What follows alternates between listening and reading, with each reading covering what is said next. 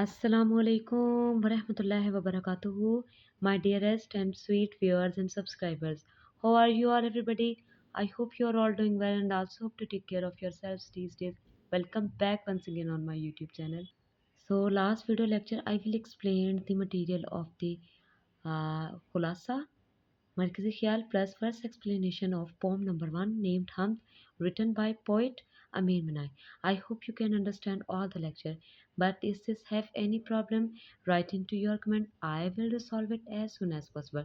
So today I will explain the exercise of this chapter, of this poem. So without wastage of time, let's start with me. And one and the last thing, if you are new in my channel, please subscribe, press the bell icon and also share my video. Then let's start. हाँ जी, सबसे पहले हमारा सवाल number जो कि 1 था वो था सवालात के जवाबात हमत के मतन को मद्देनज़र रखते हुए, ठीक है? सवालात चूँकि बहुत ज़्यादा वाज़ह करने वाले थे उनके जवाबात, तो इसलिए वो किताब पर वाज़ह नहीं हो सकते थे सवालात के साथ।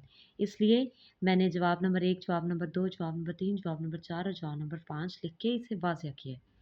सबसे पहला मैं ऐसा करती हूँ कि साथ-साथ सवालात पढ़ती जाती हूँ। आपके पास किताब होगी, ठीक है? आप किताब से इनको जो कि है देख लीजिएगा और चाहें तो मेरे इन जवाबात को अपने पास जो कि है पिक्चर खींच के या इस वीडियो को अपने पास सेव करके रख लीजिएगा। चलें जी, पहला सवाल शुरू करती हूँ। शायर ने किस शेर में इस्तफ़हामी अंदाज़ अपनाया है? शेर की निशानदेही कीजिए। इस इस्तफ़हामिया मतलब सवाल की नौयत के हिसाब से। तो शायर ने पहला ही शेर बोला था कि दूसरा कौन है जहाँ तू है, कौन जाने कहाँ तू है। तो मैंने इसका जवाब लिखा है, शायर ने पहले शेर में इस्तफ़हामिया अंदाज़ अपनाया है। वो सवालिया अंदाज़ में पूछते हैं कि जहाँ अल्लाह ताला की ज़ात है, क्या वहाँ कोई और हो सकता है? बिल्कुल नहीं, ये तो नामुमकिन है। यकीनन ये मुमकिन नहीं। अब सवाल नंबर 2 है, मैं सवाल पढ़ती हूँ। लाख पर्दों में तू है बेपर्दा का मतलब वाज़ह करें, ठीक है? तो मैंने सवाल से ही जवाब लिखना शुरू किया है। लाख पर्दों में तू है बेपर्दे से मुराद अल्लाह ताला की ज़ात के इज़हार का अंदाज़ है। अल्लाह ताला की कुदरत इतनी वाज़िया है कि कोई पर्दा भी उनके ज़ुहूर को रोक नहीं सकता, ठीक है? बहुत ही आसान अल्फाज में मैंने इसको वाज़ह किया है। नंबर 3 है, सवाल नंबर 3, हमत के मतलब के ख्याल की कोई और मिसाल दीजिए। हमत के पहले शेर में अल्लाह ताला के वजूद का इकरार किया गया है कि दूसरा कौन है जहाँ तू है, कौन जाने कहाँ तू है। इसकी एक मिसाल एक वो और भी है, वो मैंने शेर को लिख के इसकी मिसाल को वाज़ह किया है। जग में आकर इधर-उधर देखा, तू ही नज़र आया जिधर देखा, ठीक है? अब सवाल नंबर 4 है, बहुत ही ये तो सवाल काफ़ी अल्फाज में वाज़ह होने वाला था, ठीक है ना? कि शायर ने छठे शेर में किस तरह अल्लाह ताला की ज़ात सिफ़ात को बाग, चमन और रंगो-बू से जोड़ा है। तो मैंने बहुत ही अच्छे तरीके से और बहुत आसानी से इसे वाज़ह किया है।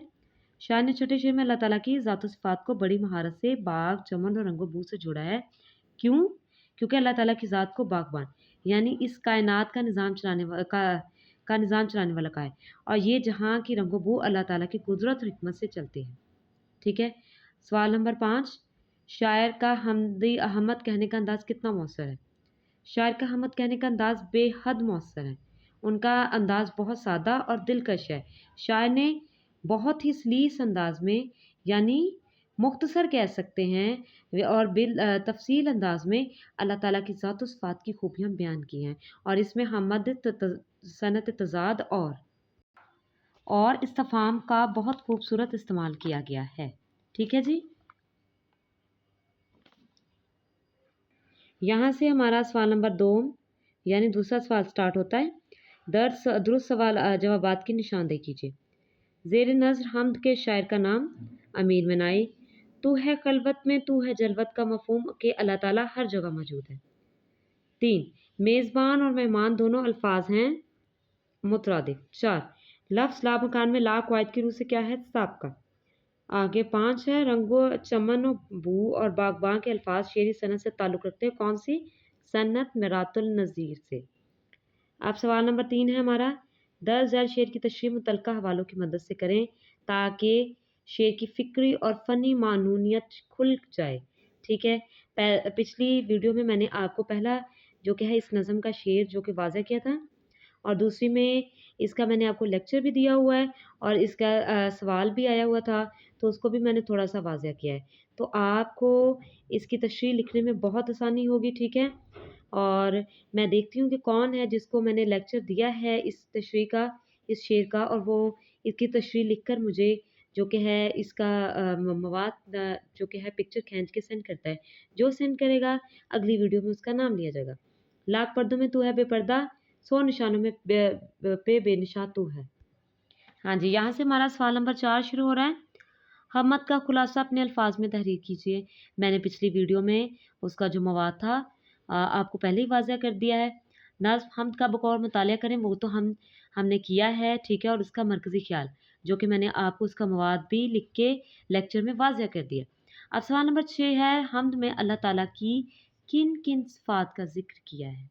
ٹھیک ہے، سب سے پہلے شاعر پوچھتے ہیں اللہ تعالیٰ سے کہ جہاں پر آپ کی ذات ہے خوبیوں اور صفات بیان کر کے، وہاں پر کوئی ذات نہیں ہو سکتی، ٹھیک ہے؟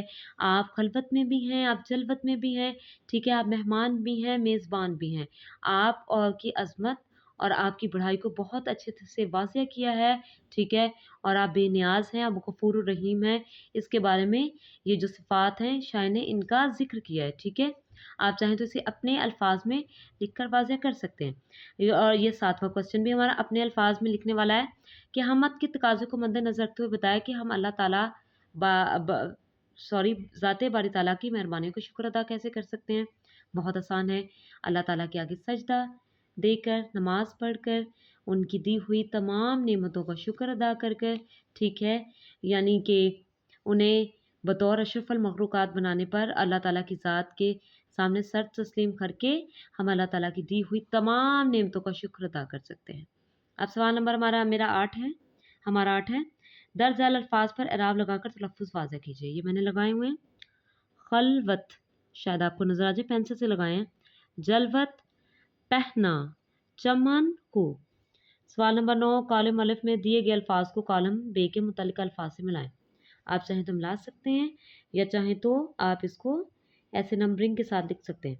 خلوت جلوت، میزبان مہمان، مکان لامکان، پہنا عیاں، نشان بے نشان، ٹھیک ہے؟ اب یہاں پر جی دوبارہ سے ہم نے حمد، نعت اور منقبت اور مناجات کے بارے میں جو کہ ہے واضح کیا گیا ہے۔ جماعت نوحم نے بھی ہم نے حمد ہی نظم میں ان چاروں تعریفوں کو پڑھا تھا۔ اب دیکھتے ہیں کہ ان تعریفوں کے ساتھ الفاظ کا جو کہ ہے کون سے الفاظ ان میں لکھے گئے ہیں اور کون سے الفاظ کا چناؤ کیا گیا ہے، ٹھیک ہے؟ سب سے پہلے حمد عربی زبان کا لفظ ہے، اس کا معنی تعریف یا ثنا ہے، یعنی کسی کی بھی۔ اسلام میں حمد سے مراد اللہ وہ نظم ہے جس میں اللہ تعالیٰ کی تعریف اور ثنا کی گئی ہو، یعنی حمد شاعری کی نہایت معتبر صنف ہے، مثلا معتبر یعنی احترام والی، ٹھیک ہے؟ حمد کا نام سنتے ہی ہمارے دل میں احترام آ جاتا ہے، کیونکہ یہ وہ حمد ہے، لفظ ہے جس میں اللہ تعالیٰ کی تعریف بیان کی گئی ہے۔ مثال دیا دوسرا، کون ہے جہاں تو ہے، کون جانے کہاں تو ہے، امیر منائی اللہ تعالیٰ کی ذات کے لیے لکھ رہے ہیں، ٹھیک ہے؟ اب نعت پر آ جاتے ہیں۔ نعت کا لفظی معنی بھی تعریف ہے، لیکن اسلام میں اس سے مراد وہ نظم جو ہے جو حضرت محمد رسول اللہ ختم النبیین صلی اللہ علیہ وسلم کی تعریف کی گئی ہو۔ نعت ایک معتبر صنف شاعری ہے، ٹھیک ہے؟ اس پہ بھی یہ بھی احترام کی صورت میں ہی آ جاتا ہے، مثلا وہ شمع اجالا جس نے کیا 40 برس تک گاروں میں، ایک روز چمکنے والی تھی سب دنیا کے درباروں میں۔ مولانا علی ظفر علی خان حضرت محمد صلی اللہ علیہ وسلم کی خدمت میں یہ پیش کرتے ہیں۔ منقبت عربی زبان کا لفظ ہے، اس کے لفظی معنی تعریف، ذاتی خوبی، خاندانی فضیلت و برتری کے ہیں۔ منقبت میں اہل بیت کے خاندان کے بارے میں بھی بتایا گیا ہے، اطہار رضی اللہ تعالیٰ عنہ، صحابہ کرام رضی اللہ تعالیٰ عنہ، اولیاء کرام اور بزرگان دین کے صاحب بیان کیے جائے۔ مثلا دنیا کو یاد ہے آج بھی جرأت علی کی ہے، جس کا نہیں جواب وہ ہمت علی کی ہے۔ حضرت علی بطور صحابہ کرام بھی ہیں، یعنی حضرت محمد صلی اللہ علیہ وسلم کے جو کہ ہیں قریبی صحابہ بھی ہیں اور اہل بیت بھی ہیں، ٹھیک ہے؟ تو یہ واضح ہو گیا ہے۔ اس کے بعد جی مناجات دراصل حمد ہی کا دوسرا نام ہے۔ حمد میں اللہ تعالیٰ کی تعریف کی بیان کی جاتی ہے، اور جبکہ مناجات میں شاعر دعائی اور التجائی انداز میں اختیار کر کے اپنے رب سے کچھ طلب کرتا ہے، یعنی آرزو، تمنا، خواہش۔ ठीक है। या रब, दिल मुस्लिम को वो जिंदा तमन्ना दे, इला जो कल्ब को गरमा दे, वो जो रूह को तड़पा दे। इलामा मोहम्मद इकबाल। अब जी हमारा है सरगर्मियाँ बराए तलबा। तो आप चाहें तो ये सरगर्मी ले सकते हैं या ये सर ज़ेर नज़र हम्द की दुरुस्त आहंग के साथ बुलंद ख्वानी कीजिए, हमने की हुई है। ठीक है, मैंने आपको लेक्चर के दिन ये वाज़ह भी किया था। उसके अलावा हम्द को चार्ट पर खुशखत लिखें और जमात के कमरे में अवेज़ा करें। या फिर ये अमीर मिनाई के शायरी मजमूए से कोई और हमद मुंतखब करके अपनी कॉपी पर नकल करें, नीज़ इसे दुरुस्त लब्बो लहजे और आहंग के साथ अदा करने की कोशिश करें।